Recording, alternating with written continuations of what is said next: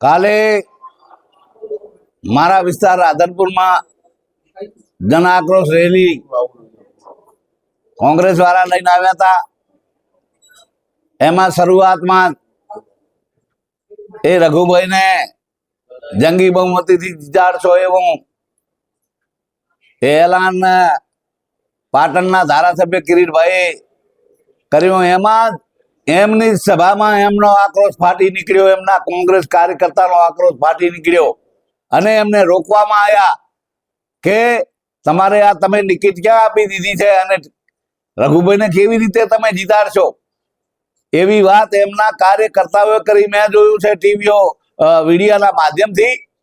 રહી બીજી વાત કે કિરીટ પટેલે નાચવા વાળાને જુએ છે કે, તો મારે એમ કહેવાનું છે કે હું તો બચપણથી ભજનનો માણસ છું, ગુરુ મહારાજનો માણસ છું। ભજન સત્સંગ કીર્તન કરવું અને અમારી જે ભારતની સંસ્કૃતિ છે એને જાળવી રાખવાની એ અમારી ફરજ છે, કારણ કે અમે કદાપી ખોટું કરતા નથી।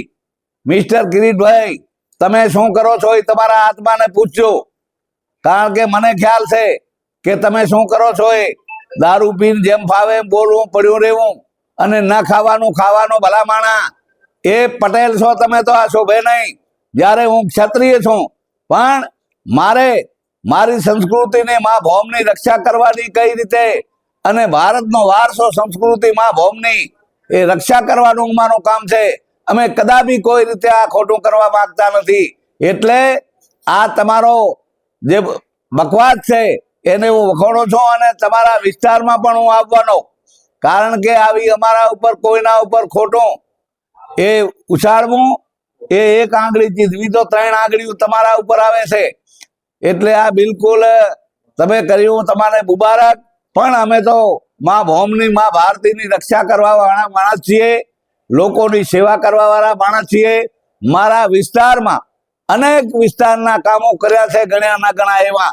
હું ટૂંક સમયમાં એની બુક પાડવાનો છું અને એ બુક તમારે પહોંચાડવાનો છે। જોઈ લેજો કે આ નાચવા વાળા છે કે કામ કરવા વાળા છે એવા મેં, કારણ કે ખૂબ જ વિકાસના કામો કર્યા છે અને ભજન સત્સંગ તો એ મારી સંસ્કૃતિમાં મારે બચપણથી જ મારા વારસામાં આવેલું છે।